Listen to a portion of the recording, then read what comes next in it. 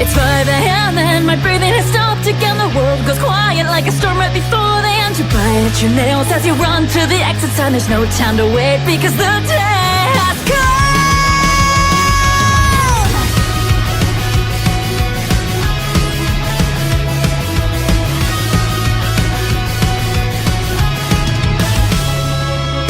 Every single night, never ending. It's an endless storm and the rain's unrelenting. But that's the way this world is run, though it is a hopeless one. Even if you keep on falling, keep on moving forward even if you're barely crawling. Although you're half asleep stumbling, you've gotta keep up the fight. Once again, you're lost and not rolling your head. Don't you see what you've been missing? You could be living out your wildest dreams.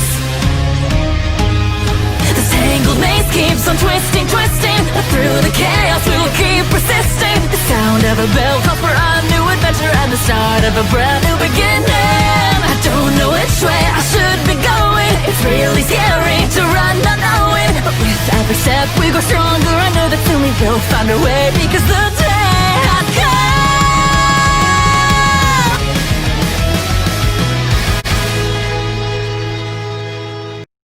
Blaze? Blaze! Blaze's vision blurred for a sec, as he slowly opened his eyes, awakening. He slowly looked up to see his partner, Jaune. What? Sorry, John. Just try not to shake me next time. Sorry. Anyway, what is it? Well, the girls are already dressed and ready to go. I would have woken you up sooner if Yang hadn't taken so long in the shower. Yeah, that sounds like Yang.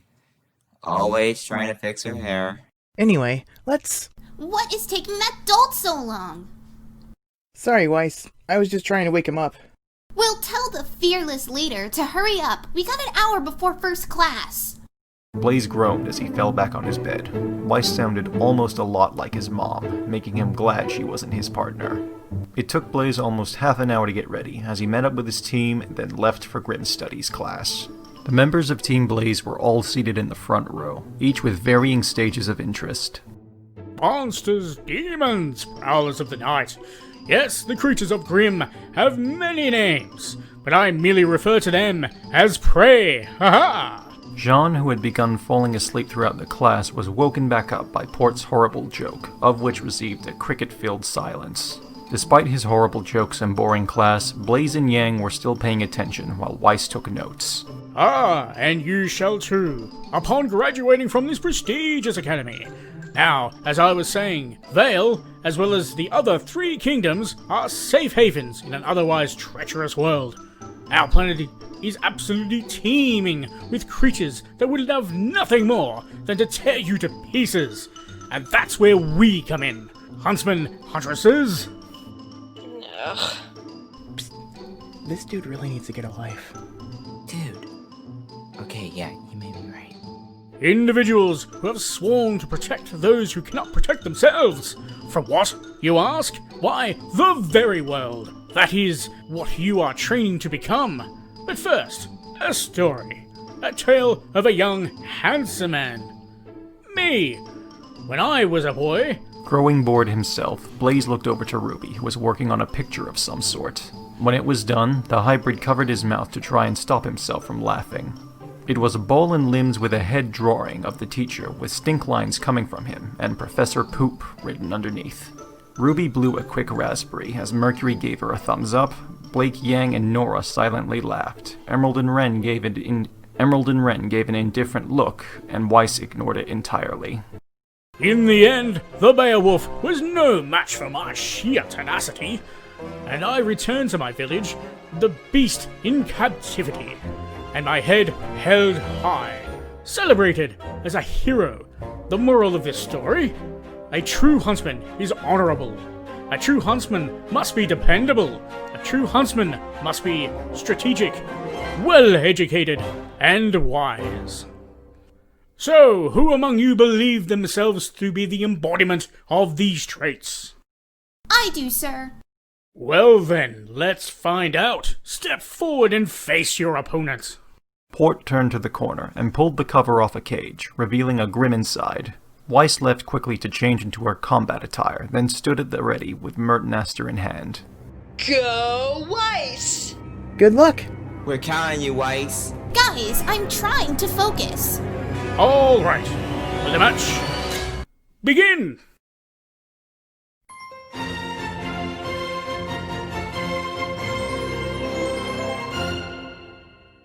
With a swing of his axe, Port broke the lock, dropping the cage door and revealing the Borbotusk inside, which immediately charged at Weiss. She used Mertnaster to deflect its attack and roll to the side, readying herself for its next move. Haha, wasn't expecting that, were you? A pig Grimm? Not exactly. Weiss sped towards the oncoming Borbotusk, her blade raised to stab the Grimm's skull until they met, resulting in Mertnaster being trapped between the beast's tusks. Weiss clung onto the hilt, but was tossed around as she struggled to get her rapier back. Come on, Weiss, make it squeal! Weiss turned to glare at the blonde, only for the Borbotusk to turn its head and rip the sword from her grip. Mertnaster landed far away from its master, while Weiss was knocked back by the creature's tusks. Oh ho! Now what will you do without your weapon? Weiss looked up just in time to see the Borbotusk charge again, rolling out of the way to avoid getting trampled and making it crash into the wall. She rushed to her sword, sliding to get it back in her hand before standing once more. Weiss, hit that belly. It's the weak. Stop telling me what to do! Weiss turned back as the Borbotusk leapt into the air, huddling itself into a ball and spinning rapidly in the air, gaining speed. The moment it landed, it shot towards Weiss like a bullet. Weiss summoned a defensive glyph to block the spin dash attack and pushed the Borbotusk onto its back. Summoning another glyph above her, she leapt up into the glyph, facing the direction of the now immobilized boar, then shot forward, driving her rapier into the Borbotusk's stomach. With a dying squeal, the Grimm stopped moving and fell silent, quickly beginning to evaporate. Bravo, bravo! It appears we indeed are in the presence of a true huntress in training. But that is all I can say for you in training. You made several mistakes that made you struggle against the Grimm. All three of your fellow teammates cheered you on, and your leader was giving you knowledge on where his weak spot was. And instead of taking his advice, not only did you choose to ignore him, he studied the Grimm's fatal hit with ease and tried to help you, give you a fast, easy kill. Yet you not only took your anger out on him, but you used it anyway. I'm afraid that's all the time we have for today. Be sure to cover the assigned readings, and stay vigilant. Class dismissed. Weiss glared at her teammates, specifically Blaze, who in turn frowned at her. This lecture didn't make her change her mind on the hybrid. Rather, it only fueled her anger even more. She turned away, walking hurriedly to the exit past everyone. Later at Professor Peach's class, everyone's first assignment was a team bonding exercise, simply getting to know each other and working together in mini-challenges as a team. Simply getting to know each other and working together in mini-challenges as a team. For some, it was fairly easy, others not so much. Though none had found it more difficult than Team Blaze. So, what's everyone's favorite food? Curry. I love me some ramen. And Thai food. That was terrible. Oh, I thought Yang's pun was okay. Yang in response took Blaze into another bear hug while smiling. Okay, you take it back. That pun sucked. Anyway, Weiss, what's your favorite food? You dolts don't know anything about me. Honestly, this is all nothing but a waste of time. Weiss got up and walked away, prompting Blaze to frown yet again at his snowy teammate. He looked over to RWBY, who also seemed sad by the low interaction with her team. I'm sure things will get better. Sorry, all out. What do you mean you're all out? I mean you, Brad, is that this tiny girl got all of my fucking stock. Now, get out before I cave your skull in with this fucking Frank. But... Get fuck out. Defeated, the hybrid slowly went back to his team's lunch table. Notably, Weiss was not present. Where's Weiss? Not sure. I thought I saw her around here earlier. She's probably gone to complain about the food not being 5 stars or some crap. Ow, that hurts! The team looked over to the cry, seeing a bunny faunus having her ears tugged on by the one and only... Cardin. Blaze watched as Cardin roughly pulled one of her ears. The hybrid stood up and walked over to Cardin and his gang. Hey, she said let go. It really hurts.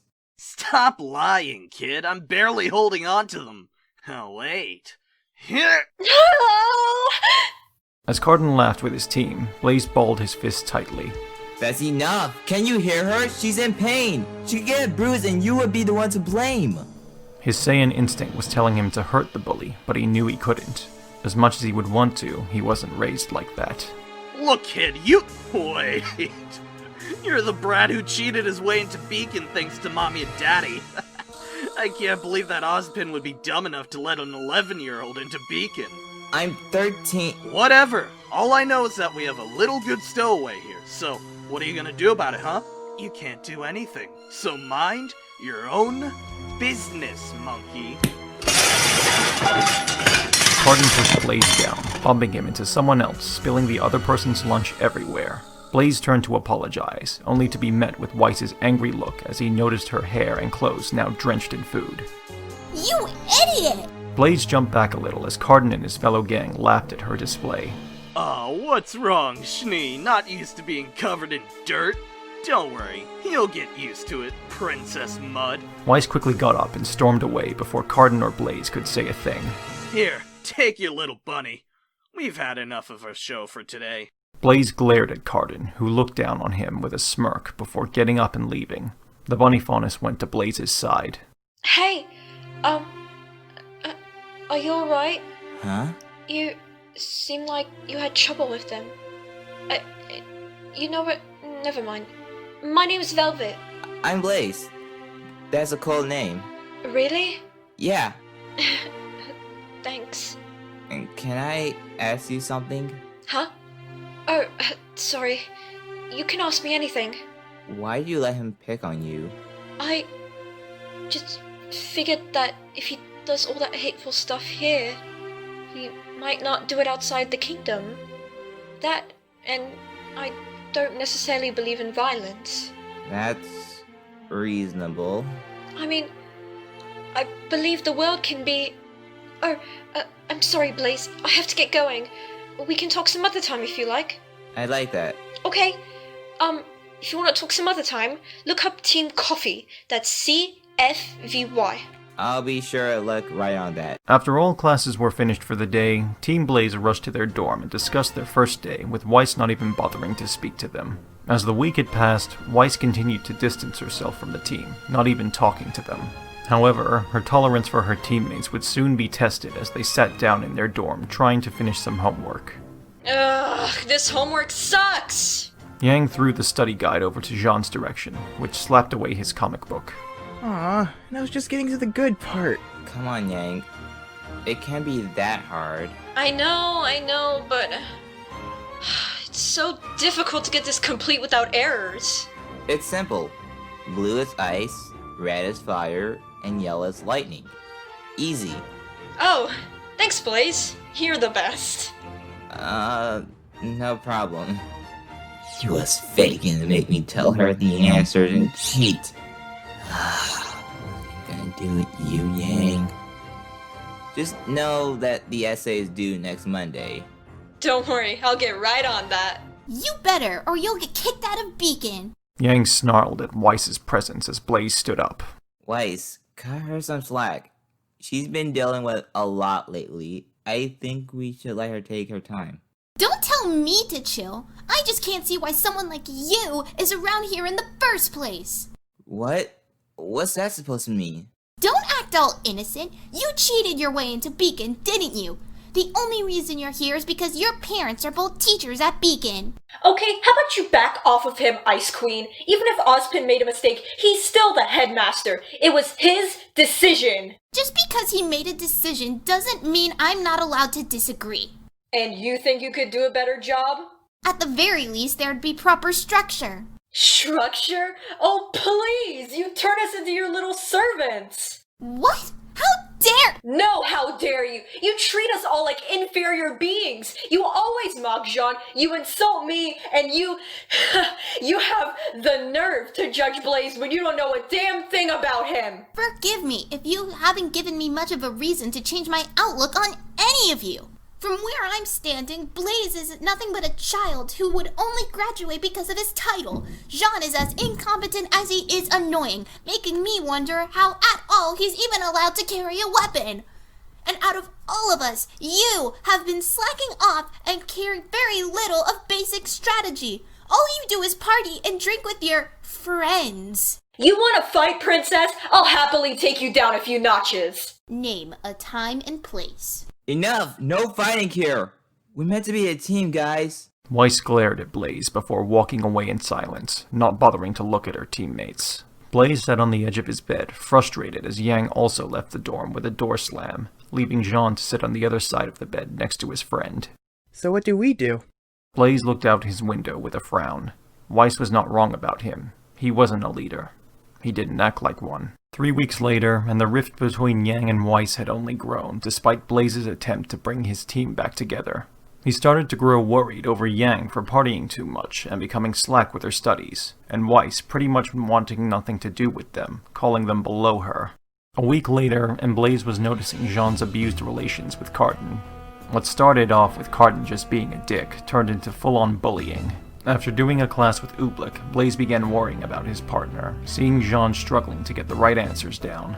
And it only got worse as Carton began shooting spitballs at Jaune in secret. Blaze later came up with an idea on how to help his partner after class. He waited outside for Jaune to come out, only to witness Carton push the blonde down. As the brute walked away with a smirk, Blaze went to help Jaune. There are times I really want to hurt him. Yeah, but why don't you? I know it seems stupid considering that we're in school to fight monsters, but I'm not exactly the type of person wanting to hurt someone else.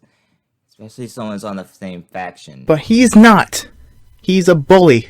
Blaze stood silent for a moment, then grabbed Jaune. Come on, I want to show you something. Blaze brought Jaune to their dorm's rooftop, with a clear view of the glowing green orbs from Beacon's central tower. Blaze, I know I'm going through a hard time right now, but I'm not that depressed. I can always be a farmer or something. What? No, you doofus! I brought you up here because I want to train you. Or train with you a little better. Huh? Look, I know you were having a hard time in class, that you feel like you're the weakest. Everyone needs a push from time to time. But it's okay, it makes you no different from the rest of us. You made it to Beacon. That speaks volumes of what you're capable of. So that's why I want to train you here, where no one can bother us. Jaune smiled for a moment with his best friend, but it quickly vanished as he lowered his head. That's great, Blaze. But you're wrong. I don't belong here. What do you mean? Of course you do. No, I don't! Blaze looked bewildered as his partner turned away. I wasn't accepted into Beacon. What? I mean, I didn't go to combat school. I didn't pass any tests. I didn't earn my spot at this academy. I lied. I got my hands on some fake transcripts, and I lied. Jaune, Why? Because this is what I've always wanted to be. My father, my grandfather, and his father before him were all warriors. Heroes. I wanted to be one too. I was just never good enough. Then let me help you. I can help you become as good as my father, equal to me. I don't want help. I don't want to be the damsel in distress. I want to be the hero. Jaune, I'm tired of being the lovable idiot stuck in a tree while his friends fight for their lives. Don't you understand? If I can't do this on my own, then what good am I? I thought that too, but yet, here I am. Yeah, but you're different from the rest, Blaze. You have two parents that everyone sees as gods. I don't. Everyone thinks of you as either somebody or a cheater, and I'm nothing. Jaune. Blaze reached out to his friend to console him, but Jaune leaned back from his touch. Just go. Leave me alone, okay? If that's what you want. Lowering his head, Blaze walked away, leaving Jaune alone on the rooftop, unknowingly at the mercy of a bully.